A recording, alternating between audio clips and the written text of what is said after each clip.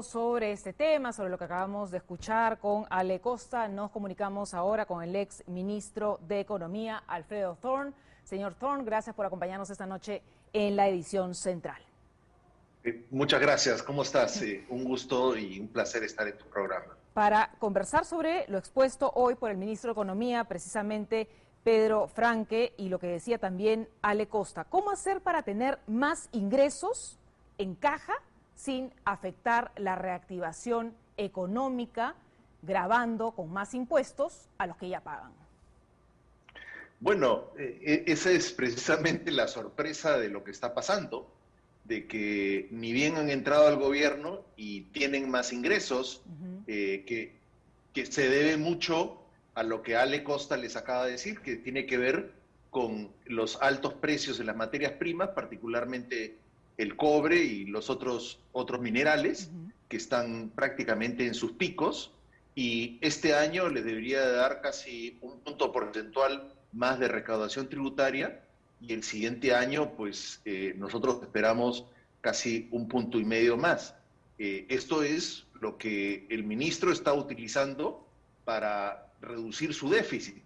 En mi opinión, es una reducción que hasta cierto punto es irreal, porque se debe a un efecto de una vez por todas que se explica por los altos precios de las materias primas, pero no es,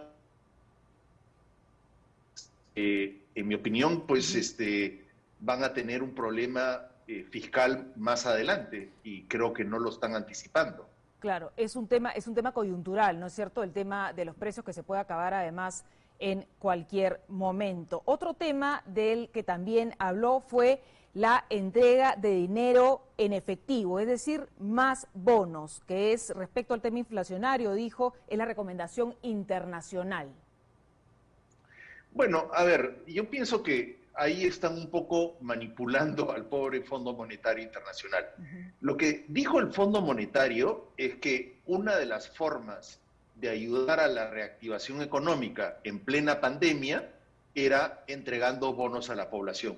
De hecho, Estados Unidos, por ejemplo, ha entregado 2 bonos a la población, una por $900 y otra por $1,000 a cada familia. Pero claro, eso era en mitad de la pandemia, cuando habíamos perdido cerca de 6 millones de puestos de trabajo y teníamos que muchas familias entraron en la pobreza. De hecho, 3.300.000 familias entraron a la pobreza. Pero no hoy día, cuando ya la economía ha recuperado una buena parte, hemos recuperado gran parte de los puestos de trabajo perdidos. Es cierto que los hemos recuperado como subempleo, los empleos permanentes no los hemos recuperado, pero el dinero no debería estar asignado a ayudarles a las familias, sino ayudar a que la economía tenga una recuperación mucho más sólida y que estos empleos que se han generado informales se conviertan formales. Ahí sí me parece que el ministro Franque está confundiendo un poco las cosas. ¿Y cómo se hace para lograr que la economía se recupere de una manera más sólida? Es decir, si se dejan de entregar bonos directamente, ¿qué se puede hacer por otro lado? Bueno, a ver, es muy sencillo. Por ejemplo, hay que apoyar al sector minero. Hoy día estamos diciendo que la minería está generando, bueno, acá le acabo de decir un punto este año, un punto y medio el siguiente año, pero cuando uno descompone la producción de la minería metálica, gran parte del efecto positivo viene por precio, pero no está habiendo más producción, está habiendo más inversión.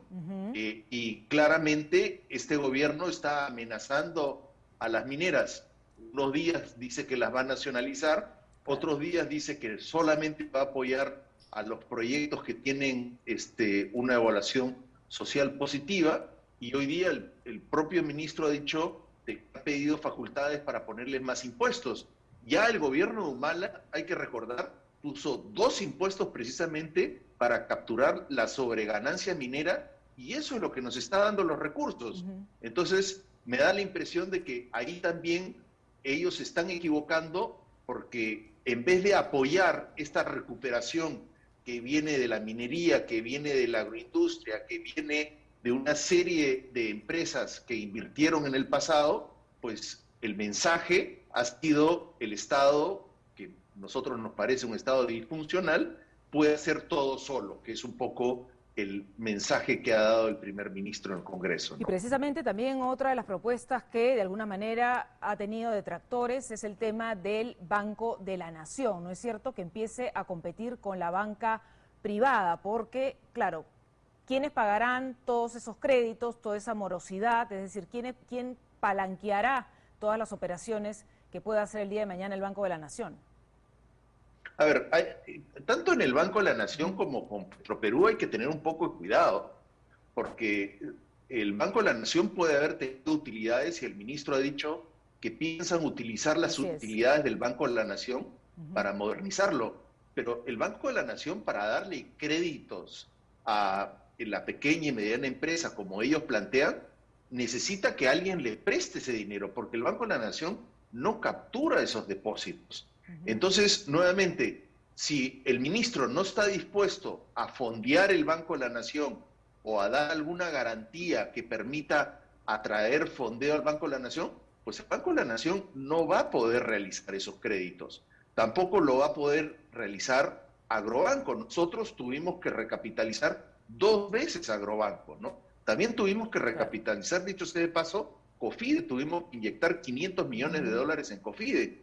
Entonces, a mí me parece que las cuentas se hacen un poco alegremente, decir, se van a utilizar las utilidades del Banco de la Nación.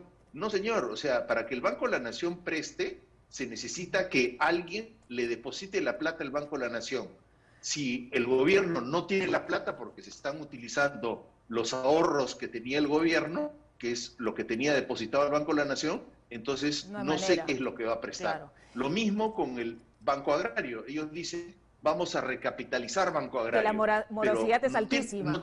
No tienen el dinero como para hacerlo y Petroperú es aún más preocupante. Nosotros también tuvimos que recapitalizar Petroperú. O sea, si ellos piensan que Petroperú simplemente se puede hacer de todo el sector energético sin poner un centavo, pues están equivocados. Y sobre todo porque esa partida puede ir para otras necesidades que hay muchísimas en nuestro país y no para ir a invertir en Petroperú. Otro tema que quería conversar con usted, señor Thorne, es el tema de la fuga de capitales. Aproximadamente hasta el momento se han ido 13.000 millones al exterior. ¿Esos dineros regresarán? ¿Los inversionistas en los próximos meses confiarán? ¿Regresará el dinero? ¿Empezarán a invertir nuevamente en nuestro país? A ver, mire, cuando uno mira las cuentas, hay que ser un poco cuidadoso. Sí se puede haber ido cerca de 13.000, 14.000 millones, que es los dólares que el Banco Central ha vendido. Sin embargo, si uno mira las reservas internacionales en la última, en el último reporte del Banco Central, las reservas internacionales han aumentado, es decir, la salida de capitales ha sido compensada por otros ingresos. Yo espero que sean los ingresos producto de las exportaciones mineras, de la agricultura y otras. Si uno mira las cuentas bancarias de los bancos, han salido solamente 3.000 millones. Entonces, lo que ha salido como le dicen, fuga de capital, es dinero que la gente ha cambiado de soles a dólares, es decir, dinero que tenían debajo del colchón, no sabe Dios dónde, y lo han mandado al extranjero. A mí no me parece que 13.000 o 14.000 millones de dólares sea mucho, dado el shock político que estamos viviendo. Que ahora, eso vaya a regresar, yo dudo que vaya a regresar durante el gobierno de Castillo. Tendría que haber un cambio radical para atraer esos dineros. Nosotros, como usted recuerda, hicimos una reforma de repatriación de capitales y le dimos incentivos precisamente para que no ocurriese lo que está ocurriendo ahora, y atrajimos muchísimos dineros de vuelta, pero lo hicimos dentro de un contexto de responsable, de respeto a la propiedad privada y respeto al Estado de Derecho, cosa que no está muy claro hoy día, ¿no? Precisamente hablando de la confianza y de la predictibilidad que necesitamos para las inversiones, hace unos minutos el premier Bellido, luego de tener la confianza el día de hoy del Congreso, ha declarado lo siguiente: si no nos dejan trabajar, haremos cuestión de confianza. esas declaraciones tampoco ayudan en nada, ¿no es cierto?, a lo que necesitan los inversionistas y las agencias de riesgo, y etcétera, etcétera.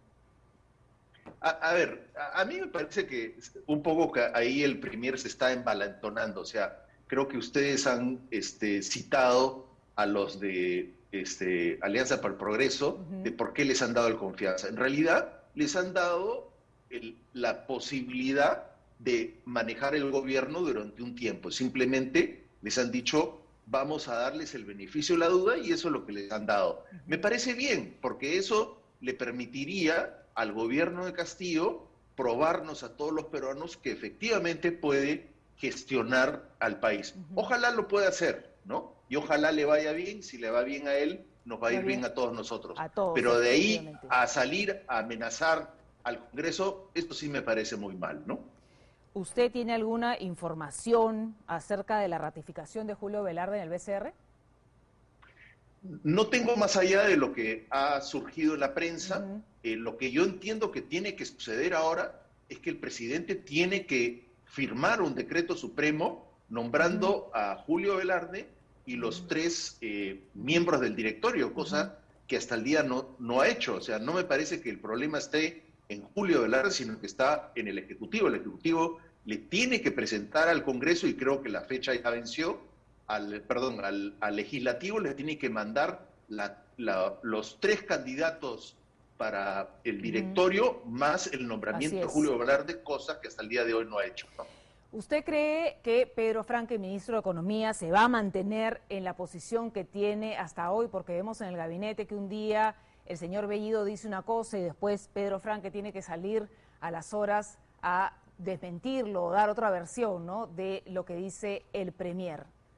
¿Le seguirá siendo complicado al ministro de Economía estar allí al frente de la cartera?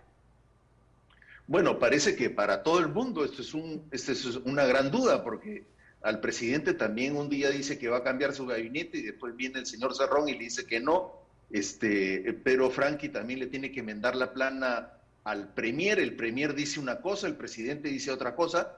Pues me parece que se tienen que poner de acuerdo, y como dije antes, me parece que hoy día le tienen que probar al ciudadano de a pie, que es lo más importante, que efectivamente pueden ser gobierno y que le pueden dar este aumento de beneficios que han prometido estos 2 días en el Congreso.